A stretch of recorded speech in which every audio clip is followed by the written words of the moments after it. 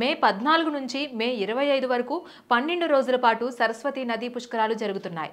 ఈ పుష్కరాల్లో స్నానం చేసేందుకు పెద్ద సంఖ్యలో భక్తులు పుష్కర ఘాట్లకు చేరుకుంటున్నారు. హిమాలయాల్లో పుట్టిన ఈ నది పలు ప్రాంతాల్లో అంతర్వాహినిగా ప్రవహిస్తోంది. ఉత్తరాఖండ్తో పాటు తెలంగాణలో గోదావరి, ప్రాణహిత నదులతో పాటు అంతర్వాహినిగా సరస్వతి నది కలిసి ప్రవహిస్తోంది. కాళేశ్వరం వద్ద త్రివేణి సంగమంగా ప్రవహిస్తోంది. ఈ నేపథ్యంలో ఇక్కడ కూడా సరస్వతి నదీ పుష్కరాలను నిర్వహిస్తున్నారు. ఈ పుష్కరాల్లో స్నానం చేయడం వలన పలు ప్రయోజనాలున్నాయి. జ్ఞానం ఆర్జించడానికి, మానసిక ప్రశాంతతను పొందడానికి, విద్యాభివృద్ధికి, ధనం సమృద్ధిగా సంపాదించడానికి ఈ పుష్కర స్నానం ఎంతగానో ఉపయోగపడుతోంది.